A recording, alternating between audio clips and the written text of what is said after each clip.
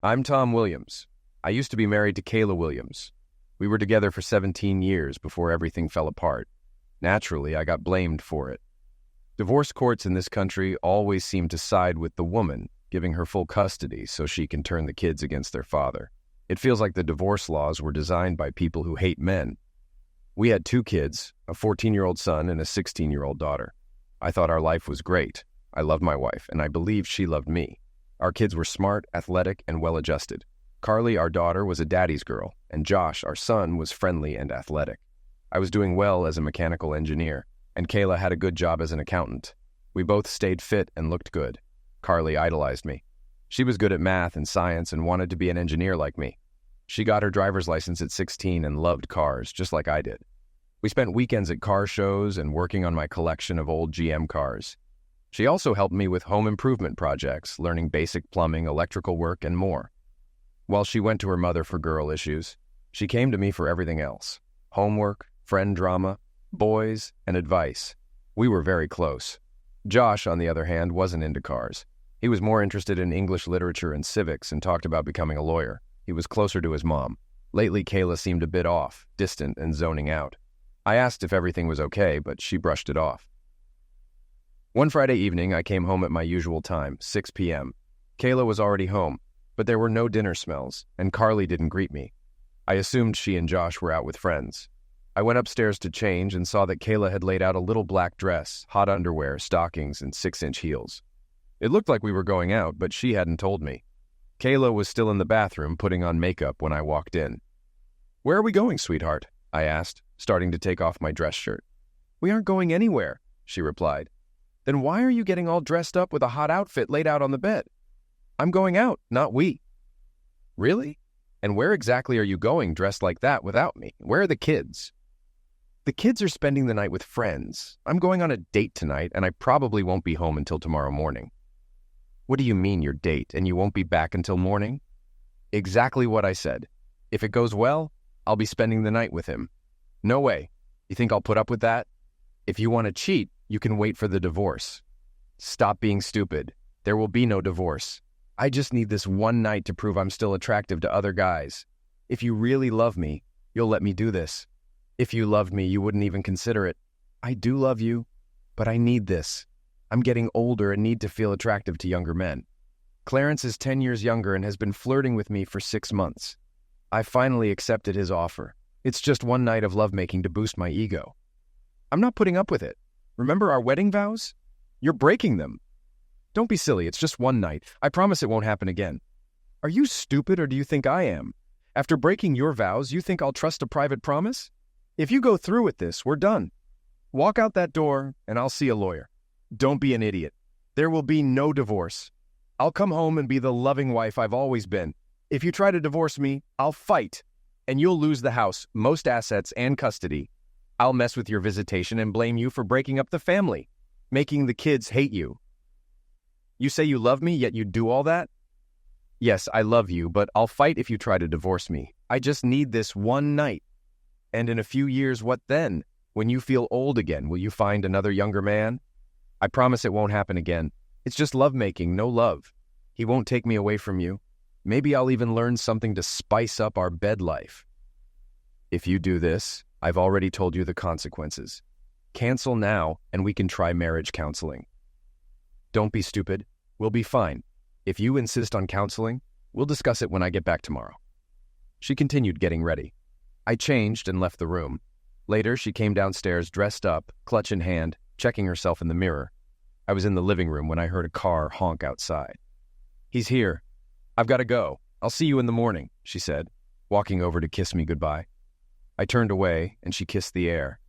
She frowned at me. "Fine, be that way. Once you're over your hissy fit, everything will be back to normal." She turned towards the door. I made one last plea. "If you walk out that door, we're done. Think hard about whether this is worth throwing away 17 years of marriage." She turned back to me. "I'm not throwing anything away. I'll be back and everything will go back to normal." With that, she opened the door and walked out. I started crying, mourning the loss of my marriage and the woman I loved for 20 years, 17 years of marriage, a year of engagement, and 2 years of exclusive dating. She never showed any dissatisfaction. We had a decent bed life, and she never asked for more.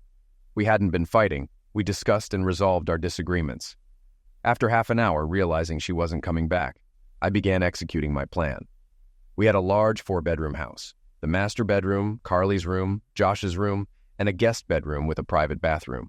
This would now be my temporary bedroom. It took 2 hours to move out of our old bedroom. I knew our divorce wouldn't favor me since we lived in a no-fault state. Divorce laws here were biased against men, giving wives the house, kids, child support, and maintenance, leaving husbands with the bills. I set up my new living space and went to my home office to manage our finances. I had an account in my name for buying her gifts. I transferred half of our joint checking and savings into it, paid off, and canceled our credit cards, then applied for new ones in my name. I planned to transfer my direct deposit and split our investments on Monday. I poured myself a Jim Beam and went to bed, but couldn't sleep well. The bed felt empty without her, and my mind raced with thoughts of what I could have done to stop her. Should I have stopped her physically? Gone after the guy with a bat or weapon? It was a long, restless night. At dawn, I showered to wake up, dressed in jeans and a t-shirt, and had breakfast. By 9 a.m., Kayla waltzed back into the house. "Good morning, honey. I'm home just like I promised," she said cheerfully. I ignored her. My rage had built up overnight. I realized I didn't deserve her disrespect and that stopping her wouldn't have changed anything. If I had stopped her last night, she would have tried again. My love for her turned into hate, fueled by her disrespect, threats, and dismissive attitude. I spent hours focusing on that. "Honey, where are you? I'm home, just like I said. I even cleaned up before coming home for you," she called out as she searched for me. "Oh, there you are," she said, opening my office door. "I'm back, and now everything can go back to normal," she added, coming over to my desk with her arms out for a hug and kiss. I pushed her away. "Keep your filthy lips away from me. Who knows what they've touched or what's been in your mouth?" Her eyes widened in shock. I had never spoken to her like this before. Before she could respond, I continued. "You need to get a full STD test and show me a notarized clean report before you touch me again. As for lovemaking, I wouldn't touch you with a 10-foot pole, even with a dozen contraceptives on it." Her shock turned to anger. "I see you're still dealing with your bruised ego. I'm going to our room to nap. I had a long night and need rest. Hopefully, you'll calm down, and we can talk later. I expect an apology for your rudeness." She stormed out. I smiled, anticipating her quick return. "What the hell did you do?" she screamed, storming back. "Where are your clothes? Your toiletries? What do you think you're doing?" "What do you mean?" I asked calmly. "Your closet is empty. Your drawers are empty. What do you mean everything is where it's supposed to be?" "My clothes are in my closet. My toiletries in my bathroom." "They are not.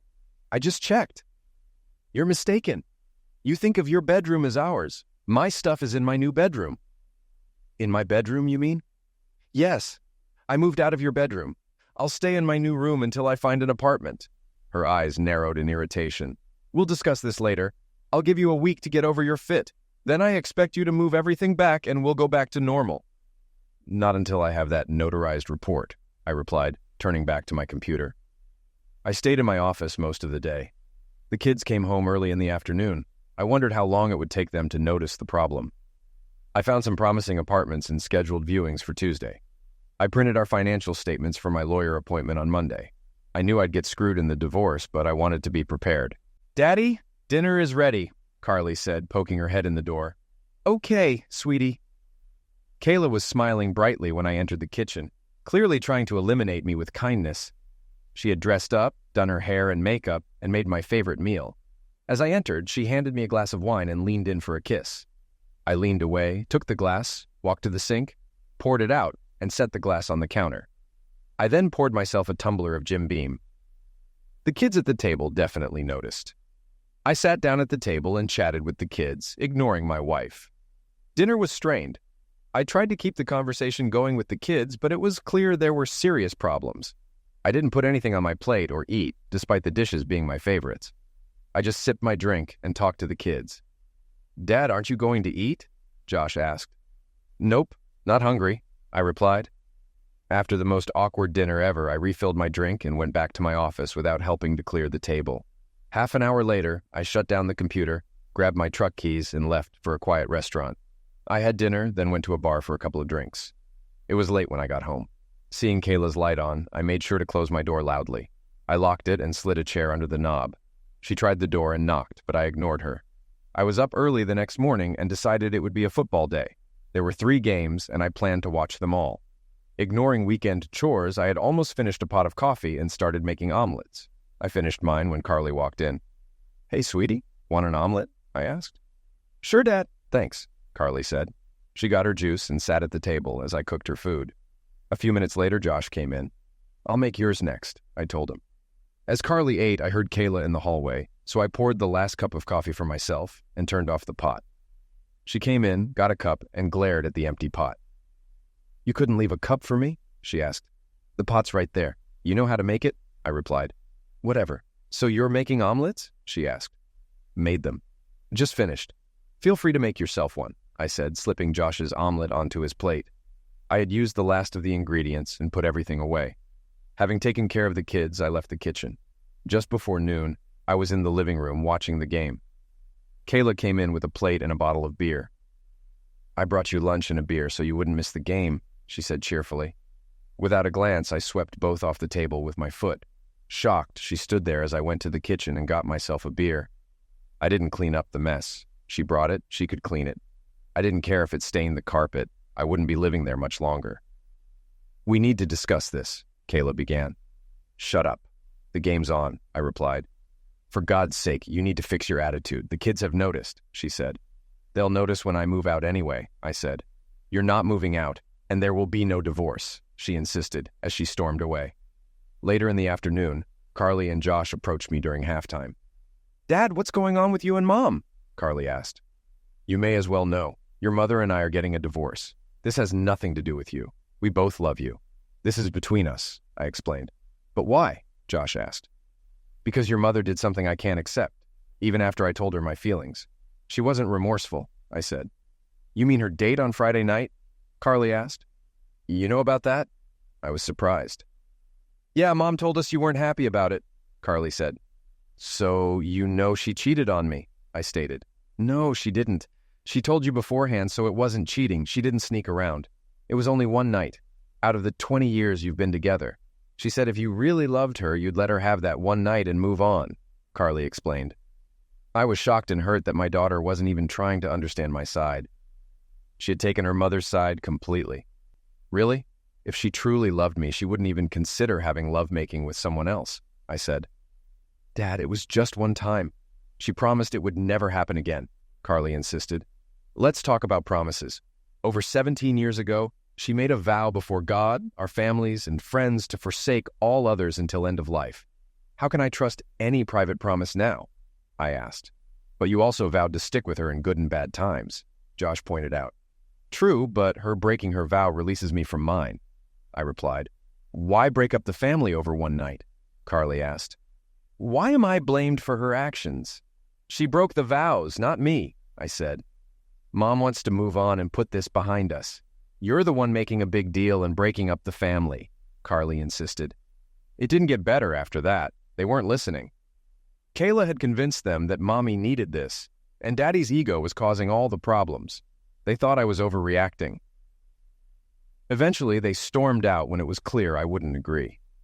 I watched the rest of the game in peace. Later, I smelled dinner being prepared, but ignored it. When Josh told me dinner was ready, I grabbed my truck keys.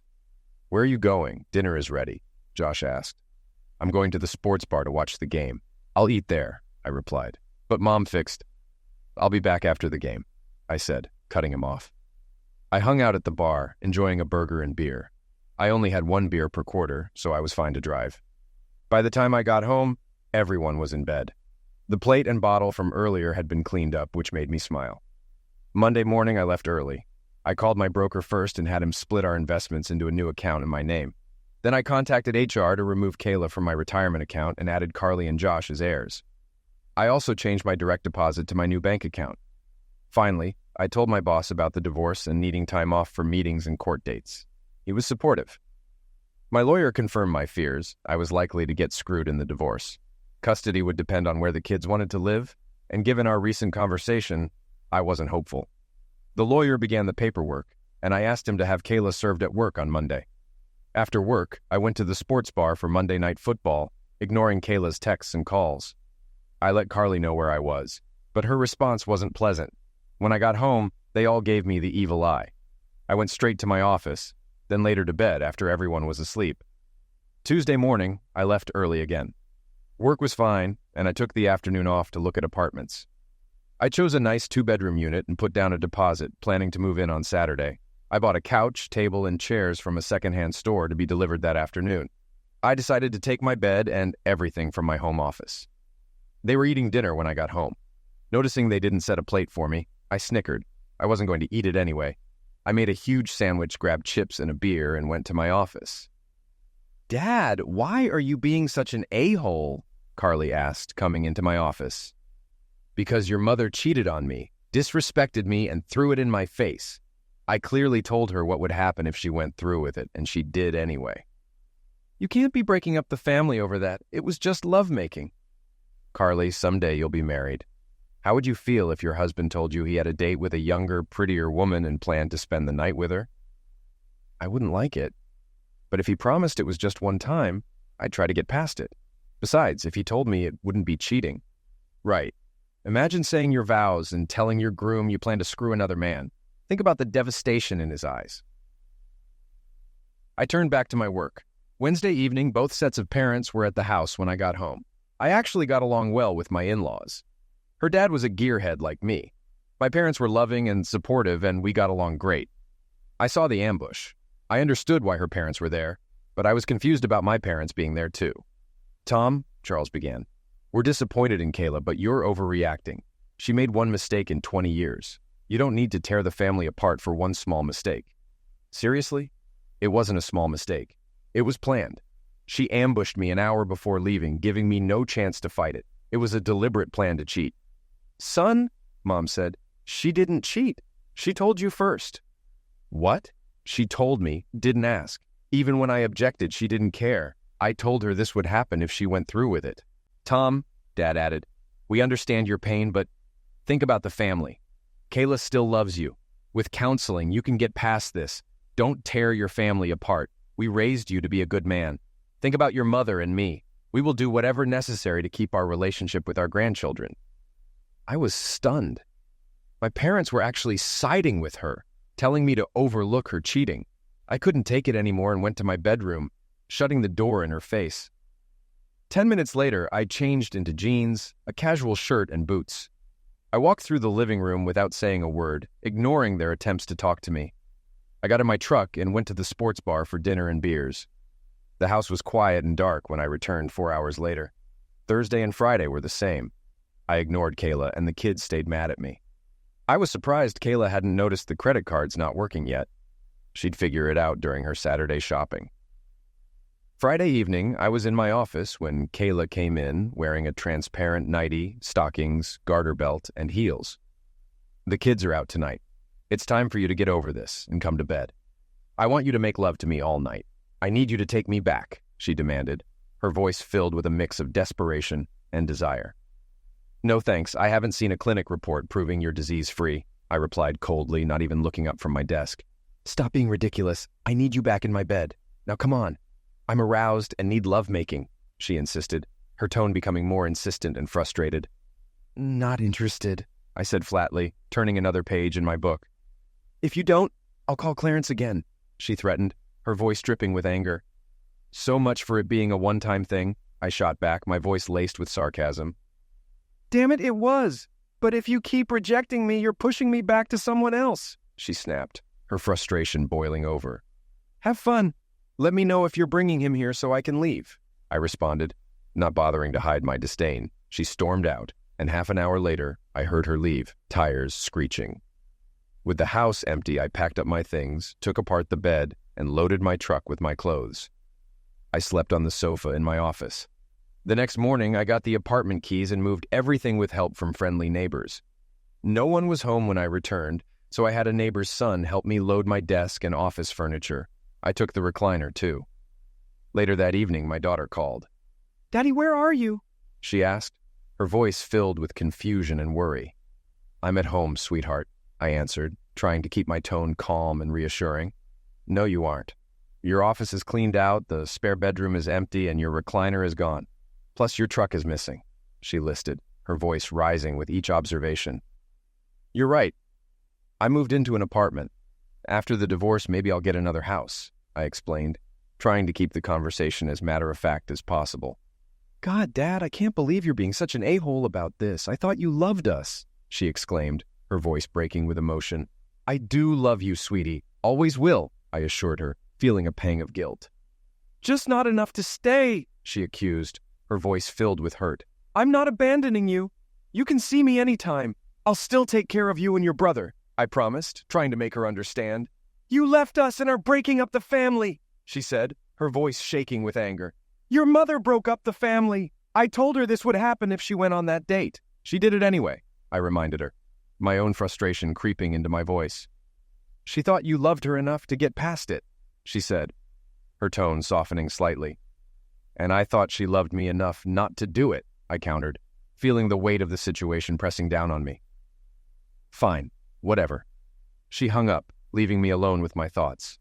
The divorce was a nightmare. She fought it, wanted counseling, and wanted me to pay. I refused. I argued she should pay for it. I won that argument. The counselor didn't like me because I told him I was ordered to attend but didn't have to participate. After 12 sessions, the counselor gave up. She fought over everything, even things she despised like the poster in the garage and the Bud Light lamp. It was all to make the divorce harder for me and to interfere with my time with the kids. The judge granted the divorce. I had to pay half the mortgage and she kept the house. I paid $2,000 a month in child support and $1,000 a month in spousal maintenance for 5 years, which would end if she remarried. She moved Clarence in before the divorce was final. Half my paycheck went to her. I cashed in some investments and bought a fixer-upper house. I moved in with my tools and started repairs in the evenings and weekends. Visitation was a disaster. Kayla made it difficult, and the kids were busy or hostile. Eventually, they told me they didn't want to see me anymore. Forcing them would have caused more resentment. I sent gifts, cards, and letters for birthdays and Christmas, but they were returned unopened. My checks were cashed, but I never heard a word. I informed them about their college funds, and they responded with, "No thanks." Kayla poisoned my kids against me. I focused on work and my house, saving money by not going out. One day, I called my mom. "Hey, Mom, how are you?" "Doing well. How are you?" she replied cheerfully. "I haven't heard about Thanksgiving. Are you hosting it?" After a pause, she said, "Yes, but Kayla, her parents, and the kids are coming. She's bringing her new man. We thought it would be too awkward for you to be there." "Seriously, Mom?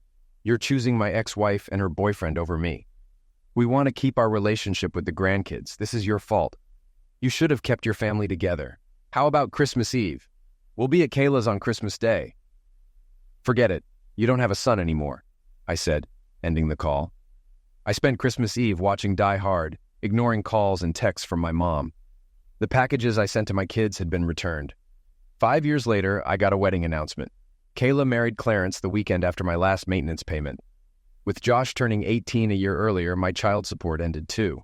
I celebrated by getting drunk. I had worked hard and loved them, only to be rejected. Now free of my obligations, I decided to move on and forget about them as much as possible. One thing bugged me. I still had to pay half the mortgage. That ended when Josh graduated, but my name was still on the deed. Kayla thought the house was hers, but the divorce agreement only let her live there until the kids finished high school. I was entitled to half the assets, and the house was a big one. I contacted my lawyer. When we divorced, the house was worth $300,000 with $200,000 in equity. Now, it was worth about $500,000 with $450,000 in equity. We only had $50,000 left on the mortgage. I wanted the money, obviously, and it would piss Kayla off. She loved that house and would hate giving me anything. It would also pay me back for all the maintenance and mortgage payments. A week later, Kayla called. "Tom, what's going on?" "Just working and fixing up my house." "Surprised to hear from you." "You a-hole. Why did a realtor come to my house for a listing contract? Since both our names are on the title, she needs your signature for the sale." "I'm not selling. I love this house." "Then when can I expect my check for half the equity?" "I got the house in the divorce." "No, you got to live there until Josh graduated. Now we either sell it and split the proceeds, or you buy out my half." "I'm not giving you $100,000 for a house that's rightfully mine." "Good thing I'm not asking for $100,000. The equity is $450,000 now." My half is $225,000. With the expensive furniture, let's round it to $250,000. You're insane! I'm not giving you a dime! She screamed and hung up. I laughed. A couple of months later, the judge ruled in my favor. She had to pay court fees and my lawyer. The house appraised for more than I estimated, and I ended up with $275,000. They bought me out with mostly Clarence's money, which would come back to bite him later. I fixed up my house nicely, including a shop. I bought a 1972 Chevy pickup in bad shape, interested only in the chassis. I stripped, cleaned, and repainted it. The rear differential was good, but I rebuilt it. The transmission was a Borg-Warner T10 manual 4-speed. For fun, I went all out on the engine, a 427 big block. I found one online, had it shipped, and tore it apart. After machine work, I installed a new forged crankshaft, 10, 1 pistons, a heavy cam, and ported and polished heads with double springs. I added a blower, chrome valve covers, polished aluminum, and steel-braided hoses. The first drive was wild. I punched it on the freeway, and the back tires broke loose instantly. I barely managed to keep it straight. Lesson learned. Press the accelerator slowly. I drove more carefully after that. A few weeks later, I saw an ad for a public car show. Thinking it would be fun, I entered and paid the fee. On the day of the show, I drove my 72 Chevy to the park, checked in, and set up my spot next to a 1968 GTO. I noticed 2 attractive redheads, one about my age and the other a teenager, setting up behind the GTO. No guy was with them, and the older one had no ring on her left hand. "Good morning. I like your GTO," I said. "Thanks. I like your truck, too," the older one replied. "This is my first show as a participant. I'm Tom." "I'm Marie, and this is my daughter, Jenny. We've done this a few times." I invited them to join me in the shade. We hung out most of the day, chatting with other car enthusiasts. Though I didn't win any awards, I had a great time. Marie shared that she divorced her husband for cheating. She got the GTO in the divorce, using it as leverage to ensure he kept paying child support and maintenance. Jenny was friendly too, expressing anger at her dad for cheating. When the show ended, I invited them to dinner at Red Lobster, and they accepted. Over dinner, I shared my story. They were surprised my kids blamed me for the divorce after my ex cheated. "I'm so sorry, Tom. You seem like a nice guy and didn't deserve that," Marie said. We exchanged numbers and agreed to meet again. Jenny gave me a big smile, a wink, and a thumbs up, signaling her approval. Marie and I went out the next weekend for dinner and dancing. She gave me a kiss on the cheek, and I saw Jenny smiling and giving me another thumbs up. After a few more dates, I invited them over and cooked lasagna. They liked it and enjoyed my house, though Marie noted it needed a woman's touch. The next weekend, they invited me to their apartment. Marie's cooking was amazing, much better than mine. I couldn't stop eating and apologized for making a pig of myself, but they laughed, saying it was the best compliment for someone who loves to cook. 2 weekends later, Marie and I went out for dinner and dancing. During a slow song, she whispered, "Take me home." Surprised, I pulled back, but she giggled and clarified, "Take me to your home?" "Oh, well then." Thankfully, I had my regular truck, not the 72. We ended up doing it 3 times before falling asleep. I cooked her breakfast and drove her home. A few months later, I proposed, and she said yes. We had a simple ceremony in front of a judge, and they moved into my house. Jenny even started calling me Daddy. Life was great. Yes, we had disagreements, and Jenny and I had our differences. She was still a teenager, and I was an authority figure. But she respected me, and her mom loved me as much as I loved her. About a year later, I got a surprise call from an unknown number. "Hello," I answered. "Dad," an excited woman's voice said. "Carly." "Yes, Daddy, it's me. I have great news." "Really, it's good to hear from you. I'm getting married." "That's great, sweetie. I'm so happy for you. I want you at my wedding." "Oh no, Clarence is paying for the wedding, and he will walk me down the aisle. You wouldn't sit in the front pew, but I really want you there." "Clarence? The man your mother cheated with? She married him? Look, Dad, I'm trying to reconnect and want you at my wedding. It's your fault they got together after you left." "You still think your mother did nothing wrong. I can't support this marriage. You'll likely cheat just like your mom. Plus, you took the last honor of a father away from me. You've become a shallow, self-centered witch. Fine, don't expect to see your grandchildren. If you raise them like you, I don't want to—" "Mom's right, you are an a-hole. That was the last I heard from my daughter. She sent texts and voicemails, but I deleted them. Her olive branch was an insult. She made her choice 10 years ago. Any chance of a relationship with her or Josh was gone. It hurt, but they blame me for their mother's actions. I set my phone down and went to work on my 1963 Chevy pickup. This one would be less radical than the 72, with a slightly beefier 350 engine. I didn't notice Jenny pick up my phone or realize she was home. I was furious with my dad. I reached out and he talked to me like that. It was his fault our family was torn apart.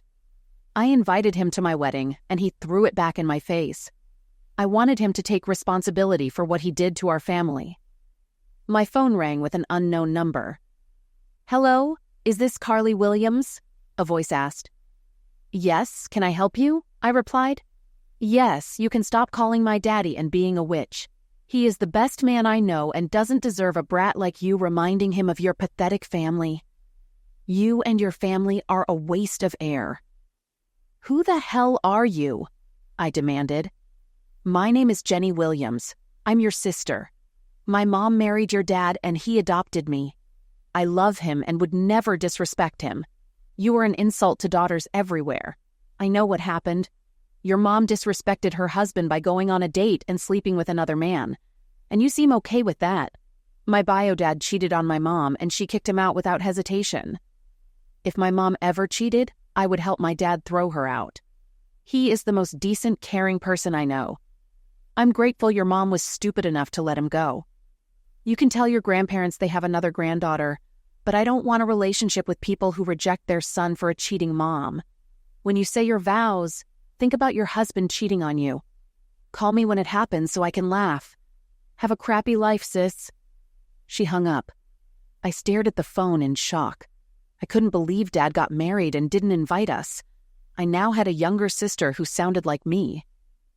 Before Mom convinced Josh and me that Dad was breaking up the family over a minor issue, I thought he must have had a good reason. I even considered living with him.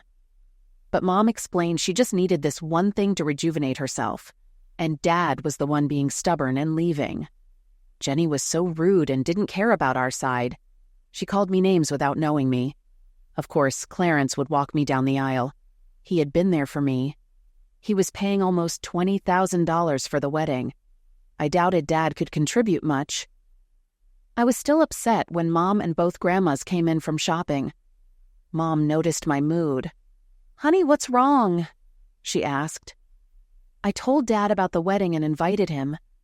I hoped it could help rebuild our relationship. "That's wonderful," Grandma Williams said. "Will he be there? We haven't heard from him since Thanksgiving a few years ago." I sighed. "No, he got mad when I told him Clarence would walk me down the aisle and that it would be too awkward for him to sit with Mom and Clarence." "Oh, that's too bad. I thought he would have gotten over his stubbornness by now. That's not all. I found out I have a stepsister." "What?" they exclaimed. "A girl named Jenny Williams called after Dad hung up. Apparently Dad married her mom and adopted her. She was very rude and said the nicest thing she wanted to thank my mom for being stupid, or she wouldn't have such a great dad." I recounted both calls. They were shocked by the vehemence from Dad and Jenny. "Tom got married and we weren't invited," Grandma Williams whispered. The day of my wedding finally arrived. I had a brief moment of sadness that my dad wouldn't be there, but I shrugged it off. I had reached out and he had rejected me.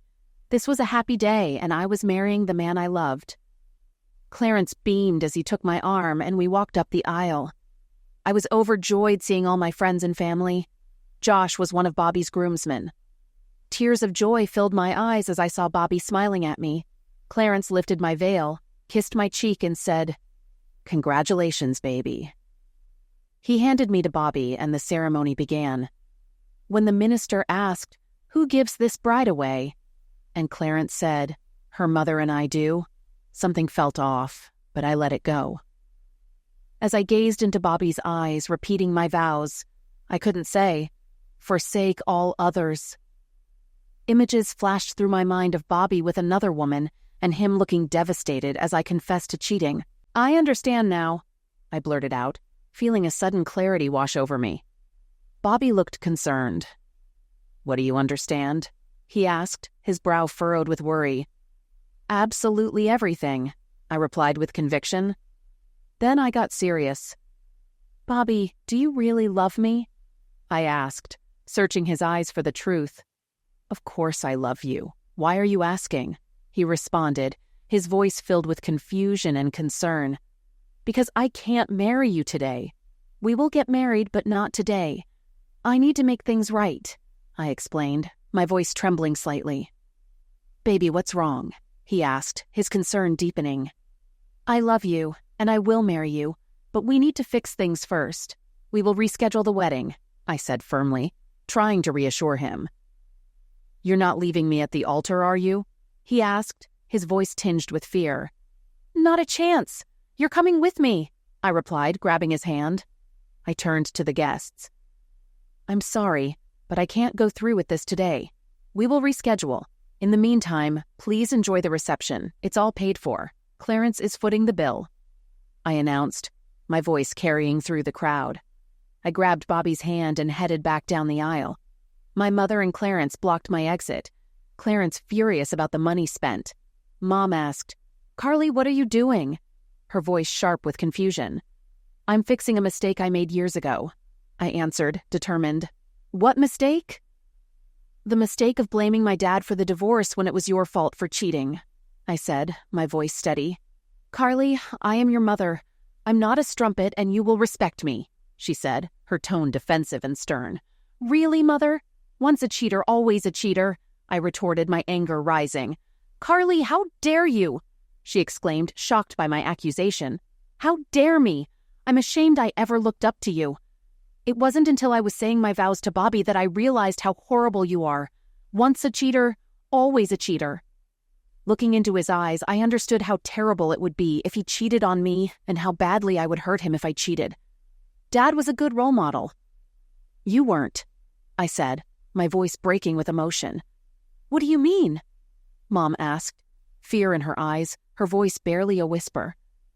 I mean, you destroyed our family with your actions. You hurt Dad, and you hurt us. And now, I see how wrong I was to side with you, I explained, my voice filled with the pain of realization. I never meant to hurt anyone, she whispered, her eyes filling with tears. But you did, and now I need to make things right, I said, my voice strong and resolute. Seriously, Mom, do you think I don't know about your workouts with Jim Davis at his apartment? Or how Carlos, the pool boy, takes extra time because you're sleeping with him? Or the landscape crew you sleep with after yard work? I have videos of that. And let's not forget the backroom heads you give Mario, your hairstylist. At least Clarence doesn't have to worry about you cheating with your boss. Oh, and Alan Morris, our neighbor, who visits when his wife has girls' night out. Her eyes darted to Clarence, who looked utterly shocked. I turned to him. Clarence, I vow with the same commitment my mom had to her vows that I'll pay you back for this wedding. Don't expect a dime. I pulled Bobby down the aisle, stopping to talk to the videographer who caught everything on camera. He gave me a copy, and I signed a release form for YouTube. Bobby and I dashed to the parking lot, got in his car, and roared out. Where are we going? He asked. West on 156. I'll put the address in Waze, I replied, finding the address quickly. It was about 2 hours away, and I hoped Dad was home. We didn't stop to change. I was on a mission and didn't want to waste time. It's not every day you open your door to see a bride and groom standing on your porch. I'm not a minister, and I don't live at a church, so it was quite a surprise. Even more surprising was recognizing one of them as my daughter Carly, who had made it clear she never wanted to see me again. I knew today was her wedding day, so she should have been at the church, the reception, or on her honeymoon. Daddy, can I talk to you for a minute? She asked softly. Still stunned, I let them in and gestured to the living room where Marie and Jenny were sitting, both looking shocked. Carly, this is my wife, Marie, and our daughter, Jenny. Jenny, Marie, this is Carly. I don't know who the man with her is. Daddy, this is Bobby Jensen, my fiancé, Carly introduced. Didn't you get married a few hours ago? I asked, confused. I need to talk to you about that. I couldn't go through with it today. I can't get married unless my daddy walks me down the aisle. Daddy, I finally understand. You were right. Mom threw everything away, not you. I'm sorry for blaming you. You didn't deserve any of that. I hope you can forgive me and let me back into your life. I really want to marry Bobby, but I can't unless you agree to walk me down the aisle." This was unexpected. I was happy she wanted me back in her life, but curious about the scene. "Carly, did something happen at the wedding? You're still in your wedding dress, and Bobby's in his tux." "We were halfway through the ceremony when I had an epiphany," she said, handing me a CD.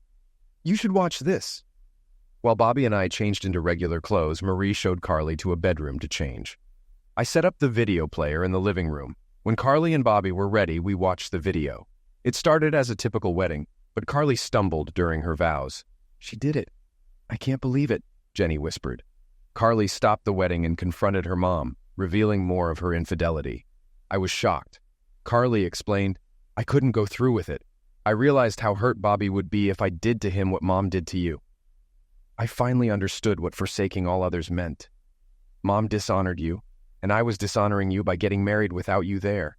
The vows would be meaningless without the most honorable person I know. When I marry Bobby, it needs to be you who walks me down the aisle, not Mom and Clarence." Carly paused and smiled at Jenny. "Besides, I need my little sister as a bridesmaid. Your words woke me up. How can I get married without you standing up there for me?" This was a lot to process. We talked for hours. I didn't know Jenny had gotten Carly's number from my phone and called her. When it got late, I had them stay in the guest bedroom. Carly ignored calls from Clarence and Kayla, but took calls from friends. Some guests took her up on the offer to party on Clarence's dime. He tried to cancel, but was too late, so he ended up drinking in a corner. Josh sent Carly a video of their mom trying to talk to Clarence, which ended in him yelling, "Cheating strumpet." That relationship seemed over. Josh also managed to cancel the flight and resort reservations, but was stuck with a 20% cancellation fee. Since Carly and Bobby had already taken time off for their honeymoon, they stayed with us for the week. I reconnected with Carly and got to know Bobby, who turned out to be a great guy with strong morals. It was strained at first because of the lies my ex and kids had told him, but he warmed up to me after learning the truth and seeing my workshop. We set a new wedding date for the same venue a year later. This time, I would walk Carly down the aisle. Marie and Jenny were involved in the planning. Carly and Bobby updated everyone in the wedding party, except Kayla and Clarence. Over the next few months, Carly and I rebuilt our relationship, and I got to know Bobby better. We attended car shows together, entering Marie's GTO, my 72 truck, Bobby's Challenger, and Jenny's 1974 Firebird. Carly and Bobby visited us often, and Josh even showed up a few times, though it was harder with him because he was closer to his mother. Meanwhile, things didn't go well for Kayla and Clarence. Clarence moved out and filed for divorce under irreconcilable differences to avoid a fight and the harsh penalties of the prenup. The prenup protected his pre-marriage assets, so Kayla only got to keep the house and about $50,000. Clarence couldn't prove he used his money to buy my share of the house, and his name wasn't on the title. He ended up paying off a business loan with nothing to show for it and couldn't refile under infidelity in time. Word of Kayla's affairs spread, and her standing in the community took a significant hit. Her friends started avoiding her, and invitations to parties, charity events, and other gatherings dried up. Even worse for her, since she didn't work and relied on Clarence's money, her financial situation suffered greatly. Clarence learned an expensive lesson. He lost a couple of $100,000 buying out my half of the house, another $28,000 for the failed wedding, and had to pay Kayla $50,000 in the divorce. Then there was the humiliation. Kayla was angry that her affairs were publicly revealed and that Clarence was divorcing her in the manner he did. She started telling her remaining friends that she cheated on him because he had such a small instrument and didn't even know how to use it properly. That kind of gossip spreads quickly. Soon, every woman he tried to pick up in a bar would just laugh at him.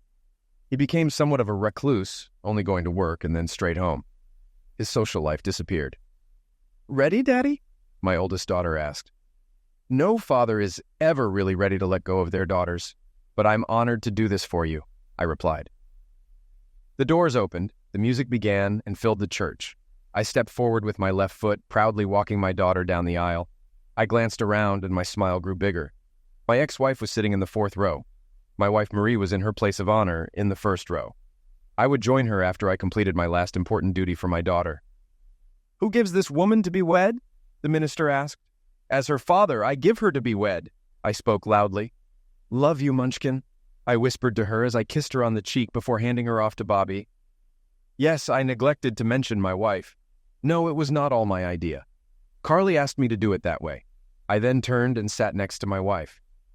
To have and to hold in sickness and in health, through good times and bad, forsaking all others. Carly practically shouted the last part. Then with a brilliant smile, she finished her vows. It was a beautiful ceremony. Cheers erupted as they kissed. At the end, I looked down from the head table.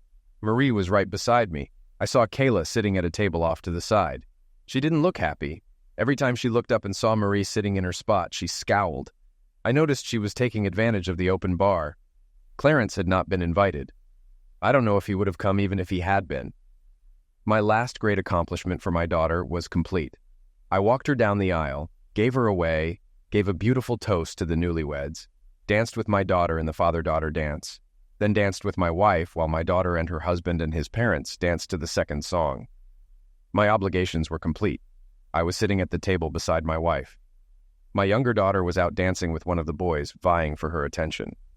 "Pardon me, Marie, is it? May I borrow your husband for this dance?" I heard a familiar voice behind me. Request from my wife Marie, and I turned around to face my ex-wife. Marie eyed her for a moment before responding. "Just make sure you return him to where you found him." She looked at me. "I trust you. It's her I don't trust to not try anything stupid." I led Kayla onto the floor. They started a slow song. It wouldn't have surprised me if she had requested it just for this purpose. I was careful to keep some distance and not pull her in tight. We danced for a bit before she started talking. "You were supposed to give me that one night. We should have moved past that and gone on like normal. This was supposed to be the two of us together today, and you were not supposed to have gone out that night. You should have known me better than to think that I would have been okay with you cheating on me, no matter how many times you did it." "I didn't cheat. I told you about it before I did it. I didn't sneak around behind your back. Whether you told me or not is irrelevant. The fact that you had lovemaking with someone else is cheating. Besides, I never gave you permission. I told you not to do it, but you did it anyway. I never wanted this. I just wanted that one night. Then we could have been together forever. You know you are the only man I have ever loved. I never had any love for him. Besides, the lovemaking wasn't even that good. He was selfish, and he wasn't even as big as you are." "Then why did you marry him?" "Because you divorced me. Sure, I didn't love him, but I liked him. After you left, I didn't want to be alone. I thought that I might grow to love him, but I could never get over you. I did all that to you because I was pissed that you left me. I still loved you, but you wouldn't even talk to me. After that one night, I realized that you were everything I would ever need, and I would never go out with another man again. So why did you cheat on him then?" "Because he was terrible in bed. I thought I could train him, but he refused to take any advice. He would just stick it in, pump for a few minutes, finish, then roll over and fall asleep. When I couldn't take it anymore, I found a couple of other guys who could actually satisfy me. I had no idea Carly knew anything about it. Even if I did, I never would have guessed she would betray me like that. I'm sorry for you. We had a great marriage, but you threw it away for one night of mediocre lovemaking." "I don't suppose there's any chance." I couldn't help laughing. "Not just no, but hell no. First off, even if I wasn't married now, what you did in turning my kids against me eliminated any chance of us ever getting back together. Now I'm married again to a woman I love, and I have another daughter that I love as well. The best I can offer is civility when we are at the same place and at events with our children and grandchildren." Thankfully, the song ended shortly after. I didn't talk to her again that night. She couldn't afford the mortgage payments on the house, so she ended up selling it and moving into a small apartment. She got enough money out of the house to live on if she was careful. She went out with her friends occasionally, but as far as I know, she never had another relationship. Clarence ended up living alone as well. Carly and Bobby had a long, loving marriage. They had 3 kids, 2 boys and 1 girl. Josh eventually married a sweet girl too. They had 2 daughters. As far as I know, neither one cheated on the other. Some believe I should have sought revenge on Kayla and Clarence. The reality is there was nothing I could do to hurt them without either going to jail or having it backfire on me. I decided to move ahead and live my life as best as I could. There's a saying, the best revenge is a life well lived. I did that and let karma handle the rest. Karma is a cow, and her dance name is vengeance. Clarence and Kayla were not burned, but they did not escape unscathed. No, I didn't have anything to do with it, but I still feel good about myself. I have my wife, my daughter, and my 2 other children back in my life. I am surrounded by people who love me. I have a good life. Ready, Daddy? My daughter asked. No father is ever really ready to let go of their daughters, but I'm honored to do this for you, I replied. The doors opened. The music began and filled the church. I stepped forward with my left foot, proudly walking my daughter down the aisle. My wife was in her place of honor in the first row, smiling broadly. I would join her after I took care of my last important duty for my daughter. Don't worry, Daddy. I'm going through with this. Today I talked to Carly and I'm doing it right the first time, Jenny assured me.